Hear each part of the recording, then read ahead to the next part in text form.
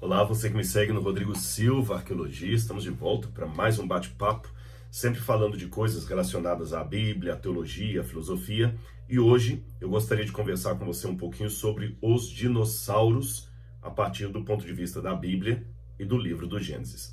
Mas eu não posso começar o assunto sem primeiro convidar você, que ainda não é inscrito no canal, a se inscrever.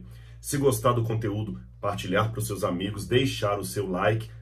E uma coisa importante, não se esqueça de ativar o sininho de notificações e também deixar um comentário aqui no canal. Isso ajuda muito o YouTube a reconhecer que esse canal realmente ele tem valor e outras pessoas podem assistir também, tá certo? Aproveitando o ensejo, eu também gostaria de fazer um convite todo especial para você. Agora, a partir do dia 8 de fevereiro, eu vou começar a Semana Bíblia 3D. O que é a Semana da Bíblia 3D? Há muitas pessoas que têm dificuldade de entender a Bíblia Sagrada porque ela foi escrita num contexto bem diferente do nosso. Por isso que as perguntas sempre estão saltando aí na internet e eu venho todas as vezes aqui colocar um vídeo, colocando algum ponto, explicando o outro. Então vamos falar um pouquinho de método. Como é que você pode estudar a Bíblia e torná-la mais prática, mais aplicável aos dias de hoje e entender bem a sua mensagem? Por isso que nós chamamos essa semana de Semana Bíblia em 3D, porque eu vou falar das três dimensões da Bíblia. A dimensão histórica, a dimensão arqueológica e a dimensão espiritual. Essas três dimensões darão o contexto e, ao mesmo tempo, a adequação da mensagem bíblica ao nosso tempo, sem perda de identidade do sagrado, da teologia que está por detrás do texto. E como é que você faz para participar? É simples. Eu vou deixar aqui na descrição um link onde você pode entrar, fazer a sua inscrição. A semana é completamente grátis. É um presente que eu estou procurando dar para você.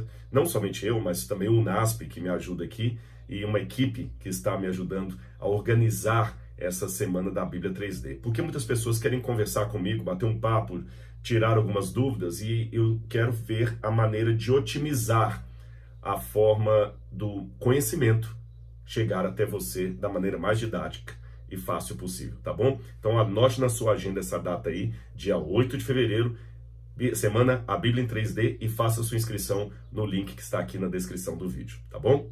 Bom, vamos então agora falar um pouquinho sobre os dinossauros e a Bíblia. Esse tema ainda ficou mais forte essa semana, porque nos primeiros capítulos da novela da Record, na novela Gênesis, mostrou já os dinossauros sendo destruídos pela queda de Lúcifer no céu, que caía como um meteoro.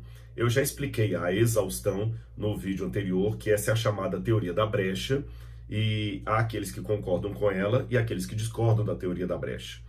Eu já apresentei minha opinião ali também naquele vídeo, se você não assistiu, você pode dar uma olhadinha lá. Mas mesmo assim, muita gente falou: Rodrigo, tá bom, nós entendemos a sua posição, mas e os dinossauros? Onde é que eles encaixam aí nesse esquema da criação, no Gênesis, na Bíblia? O que a Bíblia fala sobre isso? Eles existiram mesmo? Não existiram? Como é que foi tudo isso? Então eu vou começar contando uma historinha para você. A partir do final do século XVIII, meados do século XVIII, para ser mais preciso, um grupo de cientistas começaram a investigar alguns ossos que já eram encontrados por séculos, mas as pessoas não davam muito valor a eles.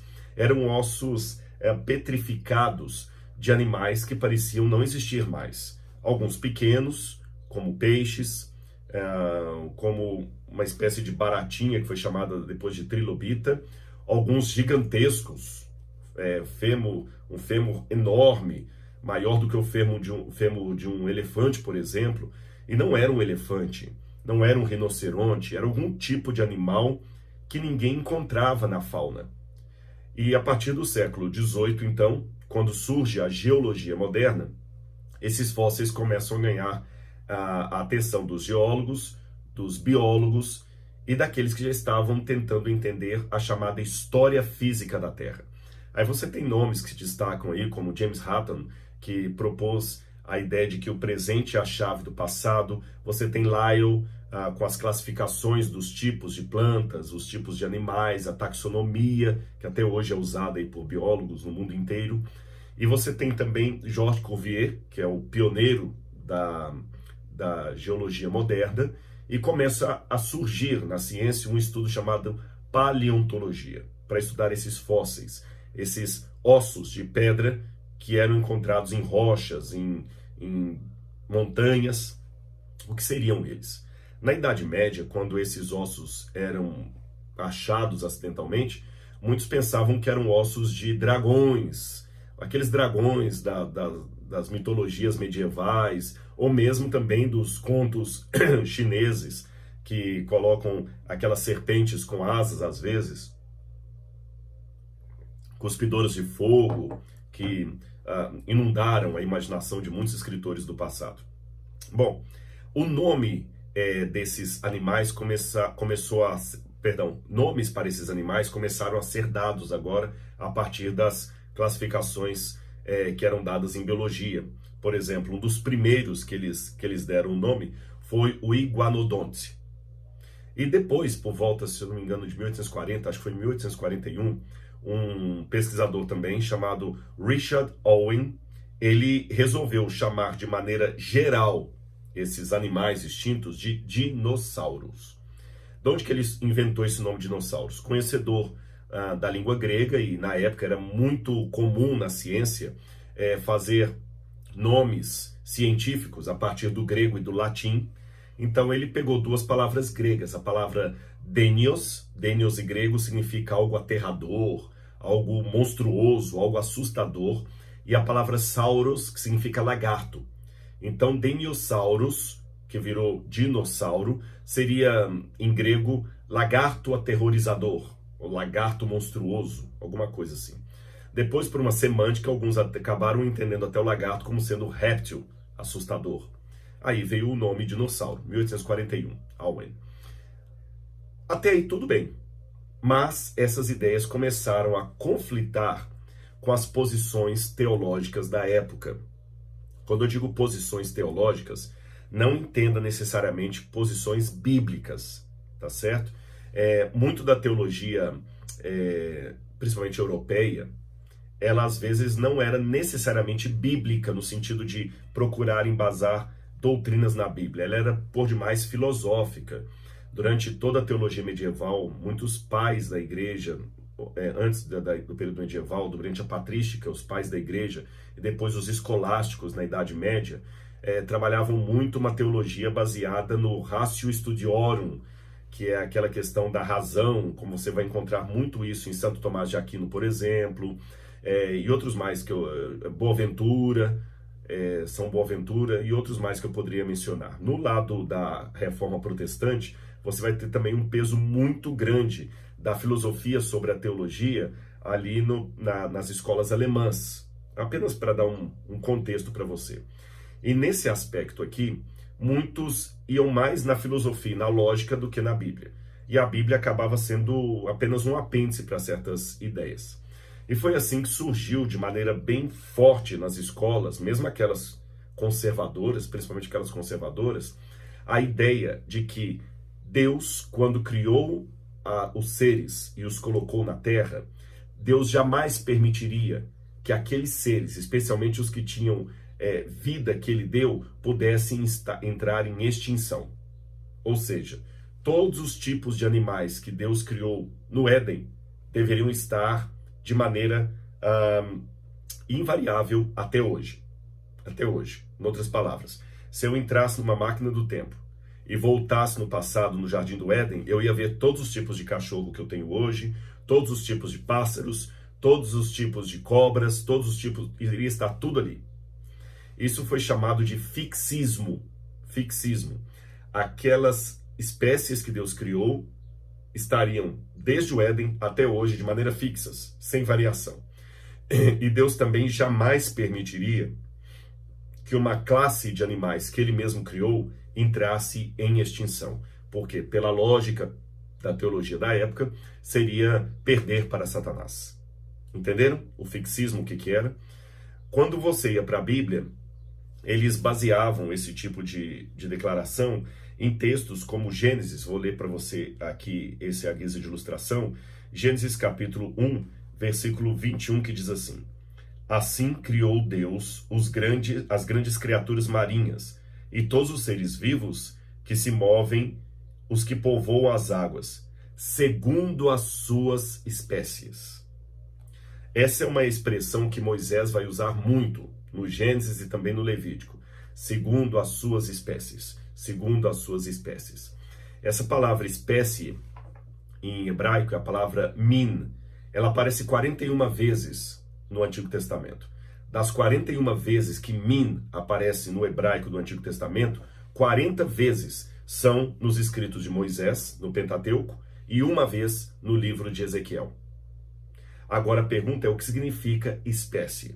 Você sabe que até dentro da biologia moderna existe um debate sobre as categorias de espécie. De maneira mais ou menos generalizada, eu poderia dizer que do ponto de vista biológico, espécie significa aquelas populações naturais que conseguem cruzar entre si, gerando descendente fértil. Isso seria uma espécie. Se elas são reprodutivamente isoladas e ativas, ou seja, elas conseguem ligar, é porque são da mesma espécie. Agora, é lógico que isso fica bonitinho, dito assim de maneira geral, mas quando você sai do verbete para ir para um mundo prático, aí tem um debate tremendo entre biólogos e especialistas em ciência, porque, que tipo de animal eu posso classificar dessa espécie? Né? Será que o leão e a chitara são da mesma espécie? Não são? Será que a hiena e o coiote e o cachorro são da mesma espécie? Não são? Aí tem um debate tremendo na biologia que eu não vou entrar nele. Primeiro, porque não é o tema do vídeo. E segundo, porque me falta expertise. Aliás, uma coisa que eu deveria ter dito lá atrás e acabei esquecendo, vou falar agora.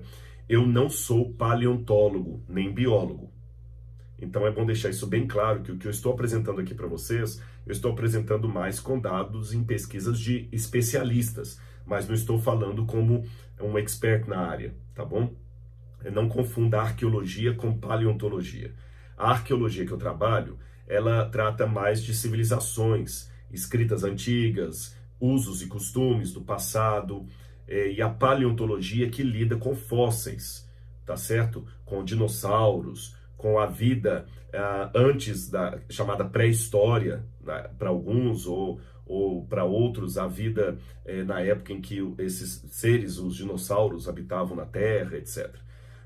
Traduzindo em miúdos, a minha especialidade é Indiana Jones, e a paleontologia lida com Jurassic Park. Então, se você pegar os dois filmes, Jurassic Park e Indiana Jones, você entende a diferença entre o trabalho do Rodrigo e o trabalho dos paleontólogos. Mas como muita gente, por causa da novela, perguntou, Rodrigo, e os dinossauros? O que a gente pode dizer a partir da Bíblia? Então eu vou responder para vocês aqui, tá bom? Bom, já coloquei a ideia de espécies na biologia, que não é uma ideia de aplicação uniforme, em conteste. E na Bíblia eu falei que essa palavra espécie, ela é usada na maioria absoluta das vezes por Moisés. A palavra hebraica, que é traduzida por espécie, é a palavra min, significa, tem também um debate teológico, ou melhor, um debate etimológico sobre qual o sentido da palavra, de onde ela deriva em hebraico. Mas de maneira geral, eu poderia dizer para vocês, pelo menos a ideia que eu adoto, que espécie aqui usada na Bíblia é mais ou menos semelhante ao que está aqui na biologia. Seria um grupo de animais que são reproduzíveis entre si, gerando descendente fértil. Esse seria espécie.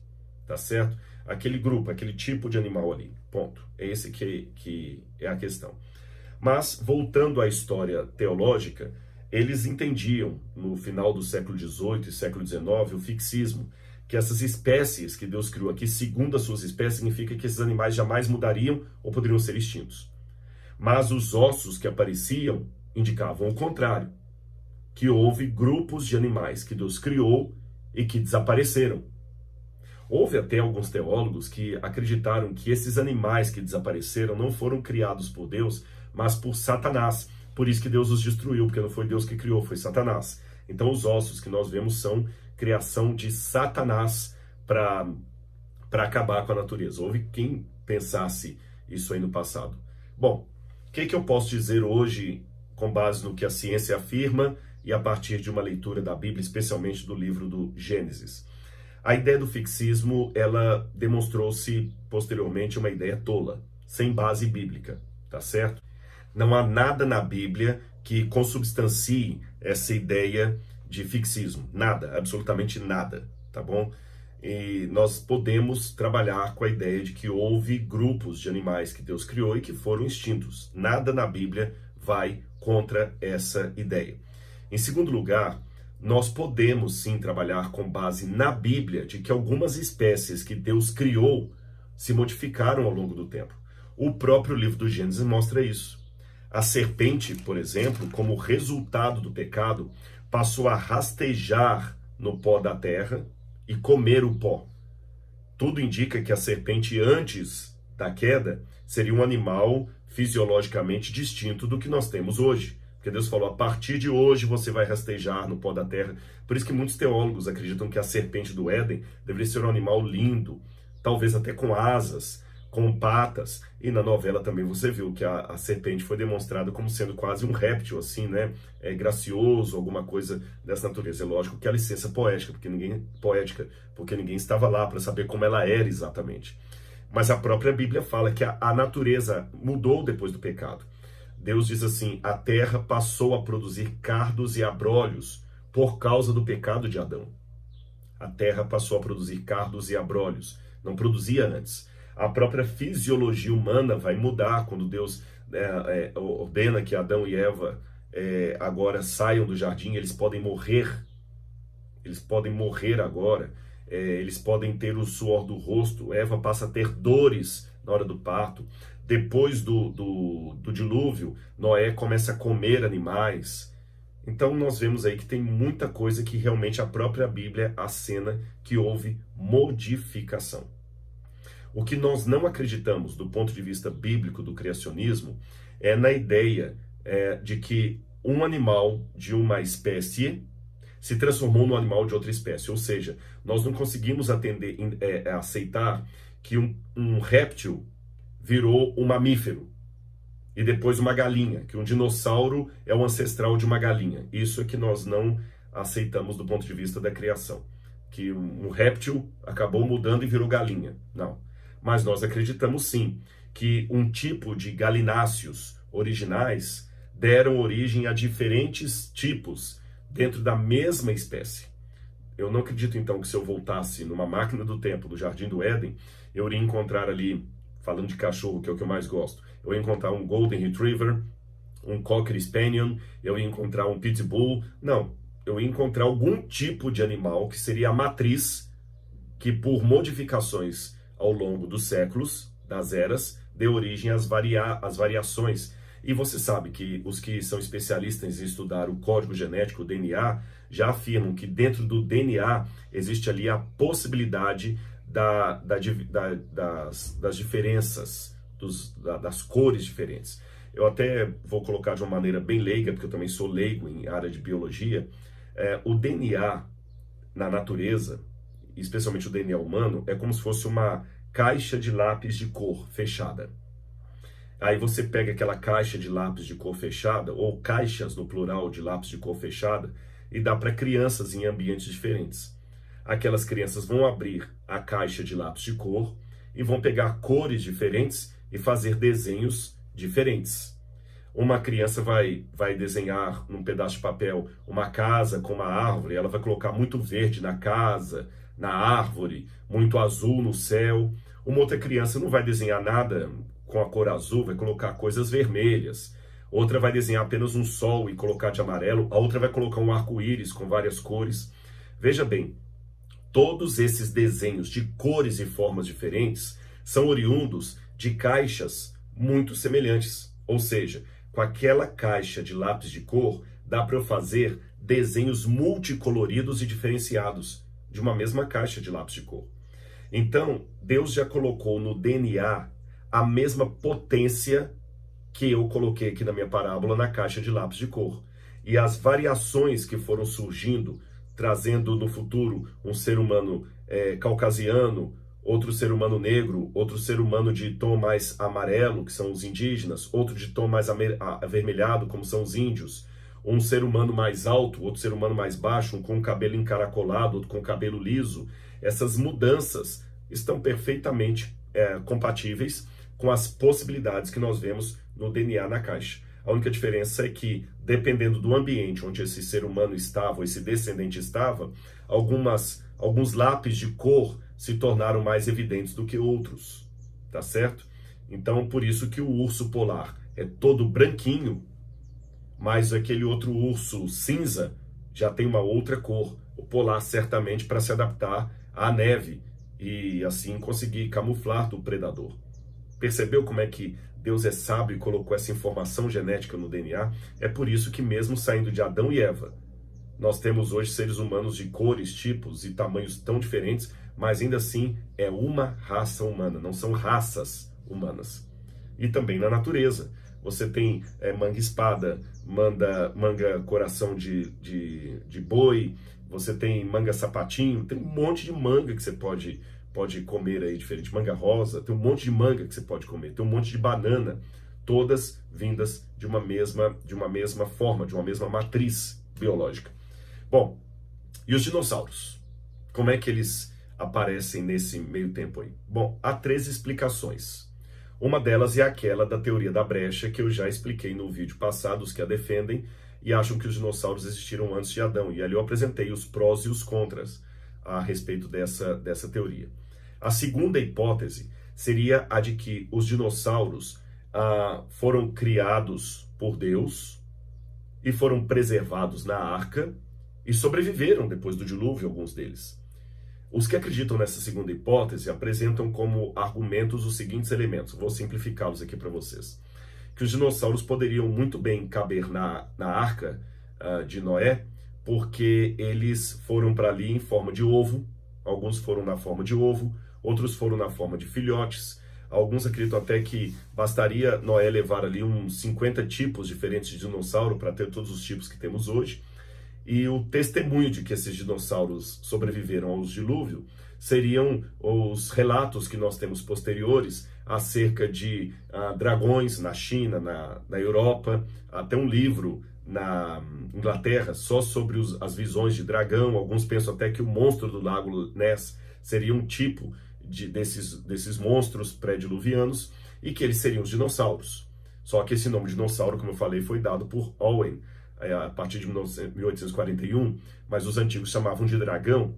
Eles até pensam que quando o livro de Jó fala do Leviatã, a serpente do mar, e o Behemoth, aquele animal da terra lá, que o Behemoth e o Leviatã seriam tipos de dinossauros registrados ali no livro de Jó, que Jó e o autor do livro de Jó conheceriam muito bem. Eu, particularmente, tenho dificuldade em acreditar nisso, porque os relatos desses supostos encontros de seres humanos com dragões ou dinossauros parecem fantásticos demais. Não sei, falta um mínimo de evidência. Eu ainda não estou convencido deles, não.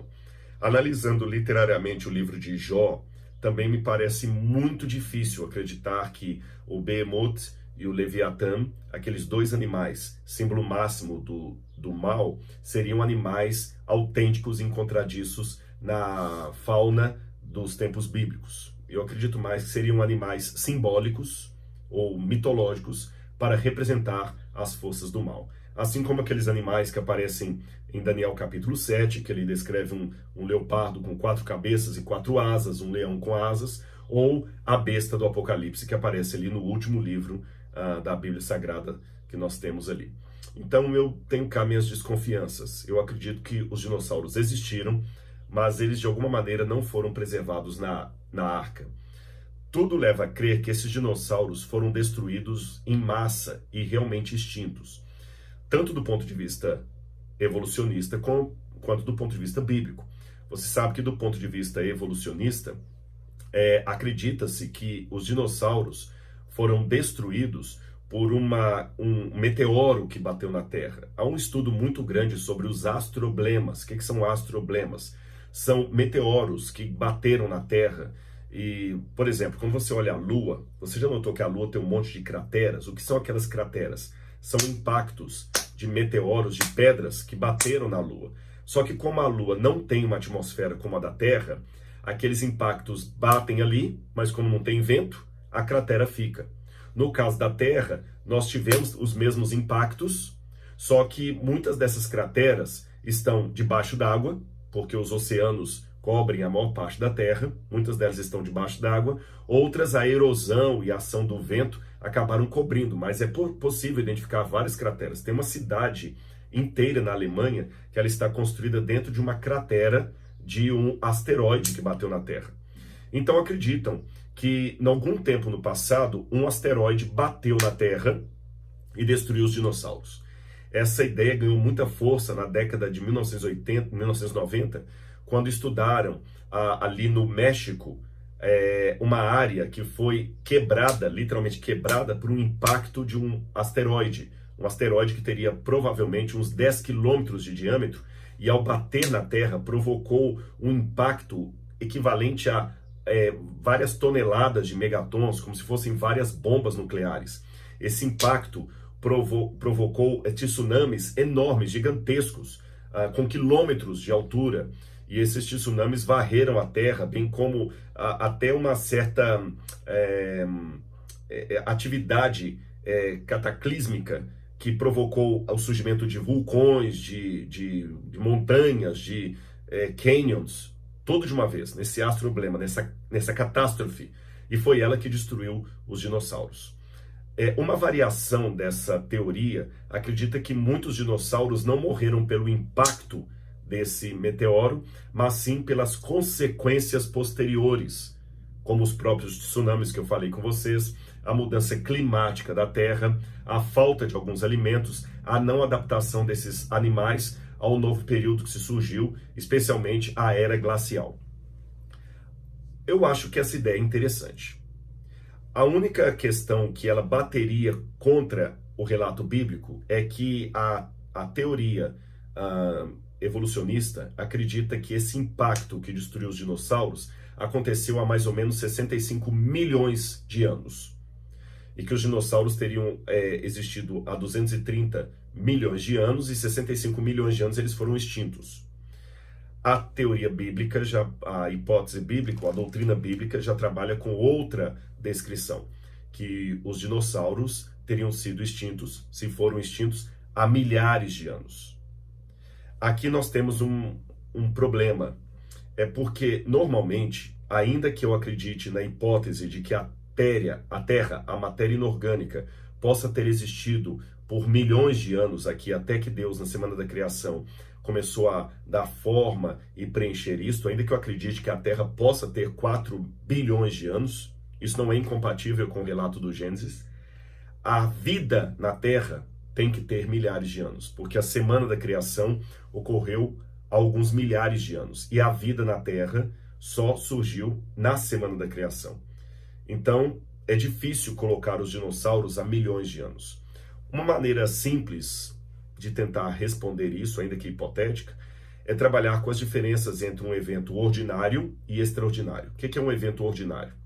Evento ordinário é um evento geológico que acontece muito devagar e imperceptível ao testemunho humano. Por exemplo, a minha casa aqui, ela está deteriorando, como qualquer construção, qualquer edificação. Ela está depreciando-se. E às vezes uma fissura na parede vai aumentando, uma infiltração. Se essa casa não receber nenhum tipo de restauro ou cuidado arquitetônico ou de engenharia, talvez daqui a uns 400 anos essa casa vai cair sozinha. Sozinha ela cai, colapsa, daqui a 400 anos. E quando ela cair, pela deteriorização dela periódica e lenta, alguns podem falar, essa casa aqui caiu de velha, ela deve ter uns 400 anos, por isso que ela caiu. Agora, esse é um evento ordinário. Mas um evento extraordinário seria um terremoto. Se ocorresse um terremoto no Brasil, um impacto grande aqui na escala Richter, essa casa, mesmo sendo novinha, ia cair em 3 segundos. Ou seja, o que um evento extraordinário demoraria 400 anos para fazer nessa casa, o que um evento ordinário demoraria 400 anos para fazer nesta casa, ou seja, fazê-la cair sozinha, um evento extraordinário, um terremoto, daria o mesmo resultado em poucos segundos. Então, considerando que o dilúvio foi um evento extraordinário, ele pode ter causado geologicamente na Terra uma situação que num evento ordinário demoraria milhões de anos. Só isso. Então, um cânion, que num evento ordinário de erosão demoraria milhões de anos para se formar, com o dilúvio, ele pode ter se formado em dias, especialmente se eu fizer uma junção dos astroblemas, da queda de meteoros, com o dilúvio, entendendo que o dilúvio não foi apenas uma inundação sobre a Terra, foi a ira de Deus caindo na Terra. Então, por que não supor que muitos desses meteoros caíram na Terra, provocando tsunamis, impactos tremendos, causando uma destruição na Terra muito maior do que leitores da Bíblia podem imaginar apenas a partir da descrição de uma inundação de aves de água subindo. Lembra que a Bíblia fala que romperam as comportas d'água do céu e as que estavam no subsolo. Então a terra foi transtornada. E é provável então que os dinossauros foram exterminados nisso aí. Tanto é que muitos fósseis de dinossauros são encontrados realmente como sendo fruto de algum animal que foi soterrado instantaneamente. Agora alguém pode falar, tá bom, Rodrigo, mas se foi assim, por que então que Deus não os preservaria da arca como preservou outros animais? Essa é uma questão difícil realmente de bater um martelo, porque nós não temos um claro assim do Senhor, nós temos o silêncio da Bíblia. Eu vou levantar uma hipótese aqui, tá bem? Não é uma certeza absoluta para longe de qualquer questionamento. Alguns acreditam que os dinossauros podem não ter sido preservados no dilúvio por uma questão de praticidade, porque como eram paquidermes e consumiam grandes toneladas de alimento, se eles sobrevivessem ao dilúvio, quando Noé saiu da arca, esses animais poderiam, principalmente se tornando carnívoros, acabar devorando Noé e sua família, porque não teria comida para eles. É o que alguns pensam. Então eles acabaram sendo tirados por Deus e não preservados na arca. E quando Deus fala que ele levou todos os animais ali, é apenas uma hipérbole. Alguns animais Deus resolveu não preservar. Essa é uma hipótese, porque esses animais seriam nocivos ao ser humano depois no pós-dilúvio. Se eles consumissem toneladas de grama, não ia sobrar nada de pastagem. Se eles já fossem carnívoros, eles seriam uma ameaça para Noé e sua família. É uma hipótese. Ela não está isenta de críticas e observações, mas é algo que pode ter o seu sentido. Uma outra hipótese, ela é interessante porque ela foi apresentada até por um professor, um dos maiores filósofos cristãos da atualidade, e que é respeitadíssimo, que é Alvin Plantinga. Você sabe que Alvin Plantinga foi respeitado ele é respeitado até por ateus.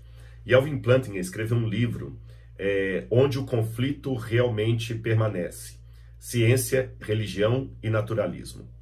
E ele diz o seguinte: o mundo pode muito bem conter pecado e sofrimento, não apenas da parte dos seres humanos, mas talvez também da parte de outras criaturas.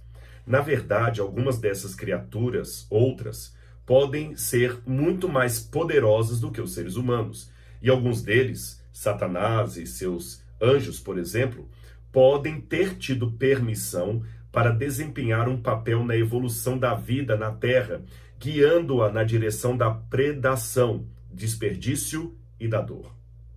E antes de você falar, Rodrigo, mas isso é coisa muito de crente. Não, Alvin Plantinga publicou esse livro, nada mais, nada menos, pela Oxford University Press. Foi a Universidade de Oxford que produziu esse ensaio filosófico dele. Embora seja filosófico e hipotético, ele tem a sua lógica. Será que, se o ser humano tem a capacidade de mexer geneticamente na natureza, produzindo coisas que realmente estão realmente assustando aí, por exemplo, a própria questão dos transgênicos, que muita gente está apavorado, o que isso aí pode causar.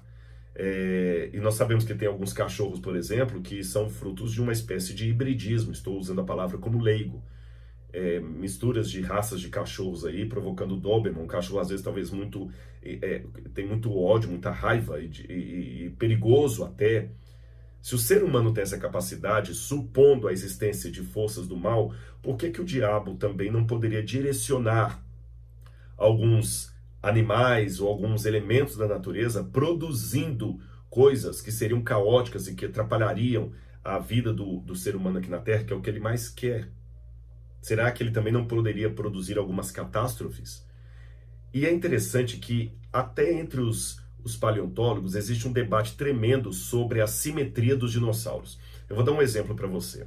O Tiranossauro Rex, que por muito tempo foi considerado o rei dos dinossauros, por isso que ele é chamado de T-Rex, o Tiranossauro rei, o T-Rex, ele por muito tempo era considerado o maior predador dos dinossauros. Depois, alguns paleontólogos investigando melhor falaram, não. Diferente do que o filme Jurassic Park mostrou, o T-Rex era, na verdade, um carniceiro. Ele não era um predador. Porque ele tem as mãozinhas muito atrofiadas por uma cauda muito grande. Ele era desproporcional, ele não conseguiria andar correndo como no filme, ele iria rastejando aquela cauda ali, ele teria dificuldade para se virar. Ele parece até, colocaram alguns, um animal fruto de um hibridismo que não deu certo. Bom, depois isso até ganhou um cunho científico durante um tempo. Agora, mais recentemente, alguns paleontólogos e biólogos estão tentando restaurar o poder, a braveza do T-Rex, colocando-o de novo como um predador e não mais um carniceiro. Eu, como não sou da área, não posso emitir opinião, mas eu estou colocando isso aqui apenas para você ver que os próprios biólogos, às vezes eles olham para alguns fósseis assim e aquele bicho parece muito esquisito. Então, será que o diabo, antes do dilúvio, não teria até colocado algumas questões ali de misturas na natureza, provocando algumas espécies que não seriam parte da criação de Deus ou do desejo natural de Deus, e Deus, portanto, não preservaria essas espécies na arca? Nada do que eu falei aqui pode ser provado com um assim diz o Senhor. São hipóteses que nós estamos construindo. Se eu for literalmente no texto bíblico, o que eu posso dizer para você é o seguinte: a Bíblia não fala nada de dinossauro. A questão da serpente do mar, do Leviatã, é interpretação. A Bíblia também não fala nada que eles não foram preservados na arca, nem que foram preservados na arca. A Bíblia trabalha com um silêncio. Então, trabalhando com o silêncio bíblico, eu olho para a natureza e o que eu percebo? Que houve uma extinção em massa, que os paleontólogos evolucionistas falam que foi há 65 milhões de anos, e eu posso trabalhar com a hipótese que essa extinção em massa foi o próprio dilúvio descrito na Bíblia. A partir disso, então, esses dinossauros provavelmente foram mortos, extintos no dilúvio. Uma certeza absoluta só no céu. Mas essas hipóteses aqui, pelo menos, deixam você pensando em algumas possibilidades do que pode ter acontecido a esses paquidermes do passado. Tá certo? Espero ter ajudado você na compreensão desse assunto e nós voltaremos depois com outro vídeo. E não esqueça do que eu falei no início. Dia 8 de fevereiro, anote aí na sua agenda, uma data especial, a Semana Bíblia em 3D. Eu espero você. Um abraço e até lá!